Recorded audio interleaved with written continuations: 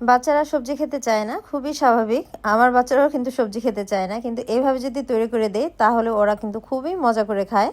আর এরকম কালারফুল সবজি হলে কার না ভালো লাগে বলেন? বাচ্চা থেকে শুরু করে বড়রাও কিন্তু খুবই পছন্দ করে। আর এখন যেহেতু শীতের সিজন, এই ধরনের সবজিগুলো লাইক ফুলকপি, গাজর, পাতাকপি বাজারে সবসময় অ্যাভেলেবেল থাকে।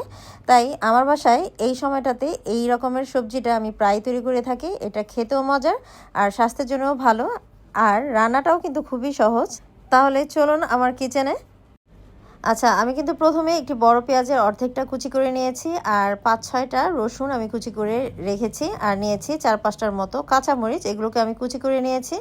এখন একে একে গাজর, বরবটি, তারপর ছোট ছোট যে ভুট্টা সেটা, আর এখানে আমি নিলাম কিছুটা 3 রকমের ক্যাপসিকাম, আপনার হাতের কাছে যেটা অ্যাভেলেবেল থাকে সেটাই নিয়ে নেবেন। আর নিয়েছি ফুলকপি, প্রতিটা সবজি প্রায় 1.5 কাপ মতো আমি নিয়েছি। আর নিয়েছি চিকেনের একটা লেগ পিস, আপনারা চাইলে চিকেন ব্রেস্টও নিয়ে নিতে পারেন। এবার আমি কড়াইটা ভালোভাবে গরম করে নিয়ে 3 টেবিল চামচ পরিমাণ তেল দিয়ে দিলাম। তাতে দিয়ে দিলাম রসুন আর মরিচ কুচি, কিছুক্ষণ ভেজে নিয়ে দিয়ে দিয়েছি চিকেনের পিসগুলো। চিকেনের পিসগুলোকে 1-2 মিনিট ভেজে নেব। আর এই অবস্থায় কিন্তু চুলার জালটা অবশ্যই হাই হিটে রাখবেন। আর এখানে আমি তারপর দিয়ে দিচ্ছি পেঁয়াজ কুচি দিয়ে ভালোভাবে নেড়ে চেড়ে আরও 2 মিনিট আমি রান্না করে নিয়েছি। এখন আমি পানি দিয়ে দিচ্ছি 1/2 কাপের মতো, একটু ভালোভাবে নেড়ে চেড়ে মিশিয়ে দিয়ে এর মধ্যে আমি সস দিয়ে দিব। এখানে সয়া সস দিয়ে দিলাম 1 টেবিল চামচ পরিমাণ, আর ওয়েস্টার সসটা দিয়েছি এখানে আমি 2 টেবিল চামচ পরিমাণ। দিয়ে আবার বেশ ভালোভাবে একটু নেড়ে চেড়ে মিশিয়ে দিয়ে দিলাম চিকেন পাউডার। এটা লবণের সাবস্টিটিউট হিসেবে কাজ করবে, এটার পরিবর্তে আপনি লবণও দিতে পারেন।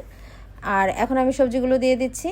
এখানে আমি প্রথমেই দিয়ে দিচ্ছি গাজর যেহেতু একটি শক্ত সবজি, তো এগুলোকে দিয়ে আমি 2 মিনিট একটু ঢাকা দিয়ে রেখে তারপর বাকি সবজিগুলো দিয়ে দিলাম, লাইক ফুলকপি, তারপর ভুট্টা, বরবটি, এগুলো দিয়ে আবার বেশ ভালোভাবে নেড়ে চেড়ে মিশিয়ে দিচ্ছি।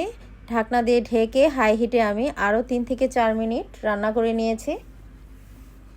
এরই মাঝে কিন্তু সবজিটা হাফ সিদ্ধ হয়ে গেছে। আর এটা কিন্তু থাই সবজি, থাইরা কিন্তু সবজিটা এভাবেই রান্না করে থাকে এবং খেতেও কিন্তু দারুণ লাগে। আর এই সবজিগুলো একেবারে সিদ্ধ করার প্রয়োজন নেই, একটু হাফ সিদ্ধ বা 70% হলেই কিন্তু খাওয়া যায়। এখন আমি এর মধ্যে দিয়ে দিলাম ক্যাপসিকাম আর পাতাকপি, এগুলো একটু নরম তাই সব শেষে আমি এটা দিয়েছি। আবার বেশ ভালোভাবে হাই হিটে কিন্তু রাখতে হবে, নেড়েচেড়ে আমি ঢাকনা দিয়ে ঢেকে আরও 2 থেকে 3 মিনিট আমি রান্না করে নিয়েছি। ঢাকনা উঠিয়ে দিচ্ছি। আর দেখেন সবজির কালারটা কিন্তু একেবারে সবুজ রয়েছে, লাল, সবুজ, হলুদ সব কিছু মিলে কিন্তু অসাধারণ লাগছে সবজিটা দেখতে। সবশেষে আমি এখানে 1/2 কাপ পানির মধ্যে 1.5 টেবিল চামচ পরিমাণ কর্নফ্লাওয়ার গুলিয়ে নিয়ে এর মধ্যে দিয়ে দিলাম।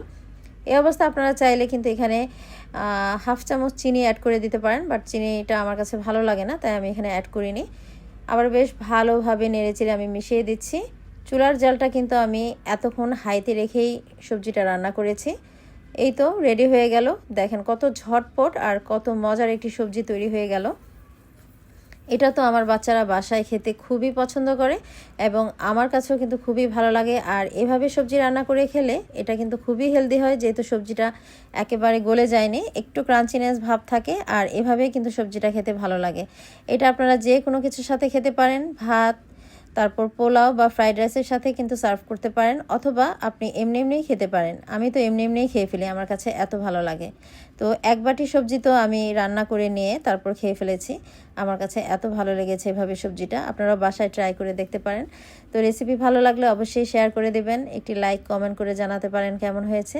তো আজ এখানেই বিদায় নিচ্ছি, সবাই ভালো থাকবেন, আল্লাহ হাফেজ।